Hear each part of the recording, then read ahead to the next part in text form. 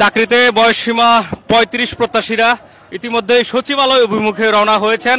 আমরা দেখেছি সকাল থেকে তারা শাহবাগে অবস্থান করছিলেন এবং পরবর্তী সময়ে তারা একটি মিছিল নিয়ে রওনা হন, কিন্তু তাদের মিছিলের গন্তব্য তখনও কিন্তু আমাদেরকে জানায়নি।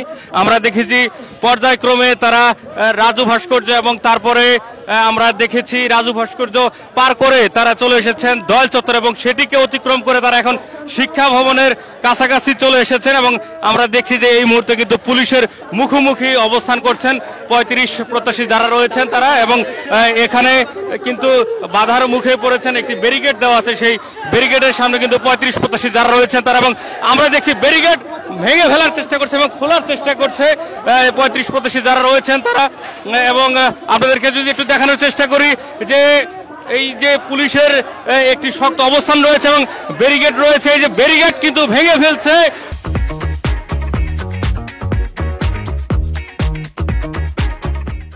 পুলিশের ব্যারিকেড ভেঙে ফেলার চেষ্টা করছে ৩৫ প্রত্যাশী যারা রয়েছেন তারা, এবং ব্যারিকেড খুলে তারা সচিবালয় অভিমুখে রওনা হওয়ার জন্য কিন্তু প্রস্তুতি গ্রহণ করছে এবং দেখছি যে তারা কিন্তু ব্যারিকেড ভেঙে ফেলছে এই মুহূর্তে ৩৫ প্রত্যাশী যারা রয়েছেন তারা।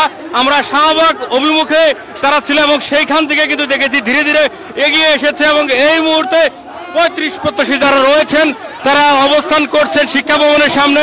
সচিবালয় অভিমুখে যে রাস্তাটি রয়েছে সেই রাস্তায় ব্যারিকেড কিন্তু খুলে ফেলছেন ৩৫ প্রত্যাশী যারা রয়েছেন তারা, এবং আমরা দেখছি পুলিশ কিন্তু তাদেরকে প্রতিহত করার জন্য চেষ্টা করছেন এবং আপনাদেরকে একটু দেখানোর চেষ্টা করছি যে বারবার পুলিশ কিন্তু ব্যারিকেড দিয়ে দিচ্ছেন এবং সেই ব্যারিকেড কিন্তু আবারও বারবার খুলে ফেলছেন ৩৫ প্রত্যাশী যারা রয়েছেন তারা, এবং এক পাশ দিয়ে কিন্তু ৩৫ প্রত্যাশী যারা রয়েছেন তারা কিন্তু প্রবেশ করে ফেলেছেন সচিবালয় অভিমুখে, এবং সেটি আপনাদেরকে দেখানোর চেষ্টা করছি যে সচিবালয় অভিমুখে ইতিমধ্যে কিন্তু রওনা হয়েছেন ৩৫ প্রত্যাশী যারা রয়েছেন তারা।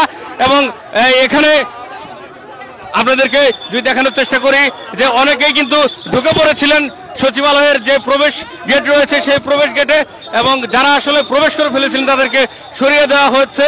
পুলিশের এখানে একটি ব্যারিকেড রয়েছিল, সেই ব্যারিকেডটিকে ভেঙে ফেলেন ৩৫ প্রত্যাশী যারা রয়েছিলেন তারা, এবং আপনাদেরকে দেখানোর চেষ্টা করি যে কয়েকজন কিন্তু এখনো সচিবালয় মুখে যে প্রবেশ গেট রয়েছে সেই প্রবেশ গেটে অবস্থান করছেন এবং পুলিশের যে একটি শক্ত অবস্থান সেটি আমরা দেখতে পাচ্ছি যে পুলিশ কিন্তু বারবার তাদের ব্যারিকেডগুলোকে দিয়ে দিচ্ছেন এবং সেই ব্যারিকেড কিন্তু বারবার খুলে দিচ্ছেন ৩৫ প্রত্যাশী যারা রয়েছেন তারা।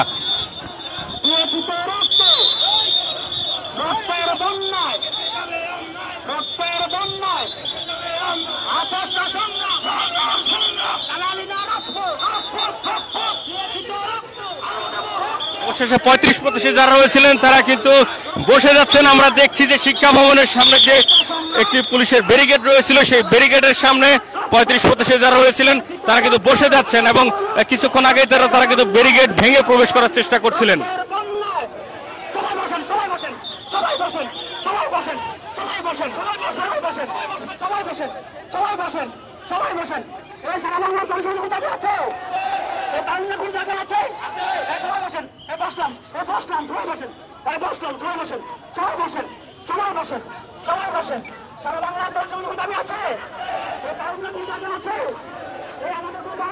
আমরা দেখছি ৩৫ প্রত্যাশী যারা রয়েছেন চাকরিতে বয়সসীমা ৩৫ প্রত্যাশীরা তারা সচিবালয় অভিমুখে রওনা হয়েছিলেন।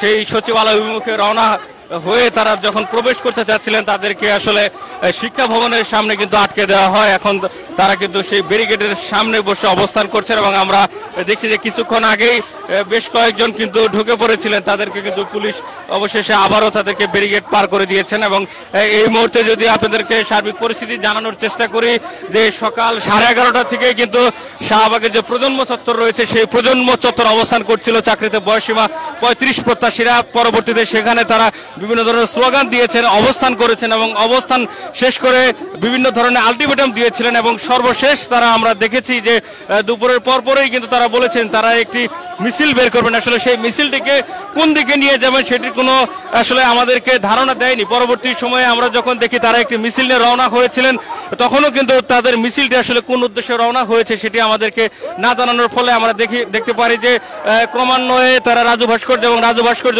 অতিক্রম করে যখন দয়াল চত্বর আসে এবং দয়াল চত্বর যখনই পার করে তখন আসলে বুঝতে পারি যে তারা আসলে সচিবালয় অভিমুখে রওনা হয়েছিল এবং সচিবালয় অভিমুখে যাওয়ার যে প্রবেশ গেট রয়েছে শিক্ষা ভবনের সামনে, সেই প্রবেশ গেটে কিন্তু পুলিশের আমরা ব্যারিকেড দেখতে পারি এবং সেখানে কিন্তু পুলিশ তাদের যে একটি শক্ত অবস্থান সেটি জানান দিয়েছেন এবং আমরা অবশেষে দেখছি ব্যারিকেডের সামনে 35-87 যারা রয়েছেন তারা বসে গিয়েছেন এবং তাদের অবস্থান কর্মসূচি করছেন।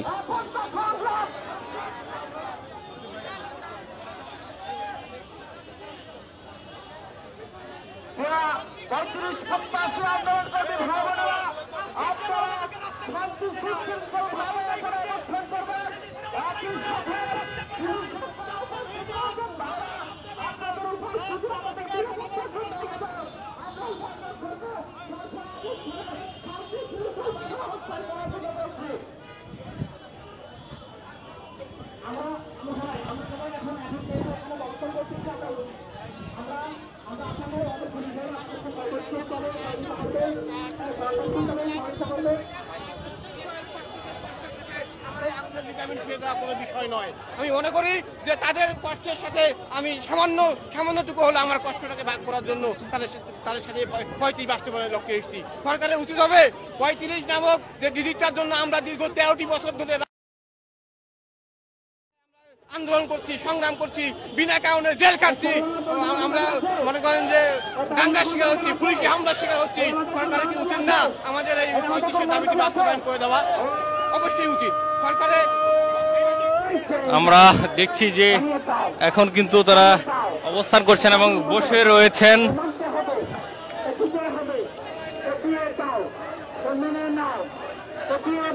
পুলিশের মুখোমুখি অবস্থান করে বসে রয়েছেন 35-87 যারা রয়েছেন তারা এবং বিভিন্ন ধরনের স্লোগান দিচ্ছেন তারা এবং পাশাপাশি যদি দেখাই যে পুলিশের যে ব্যারিকেড সেই ব্যারিকেডের যে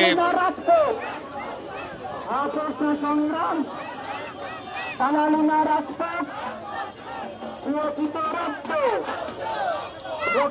অন্যায়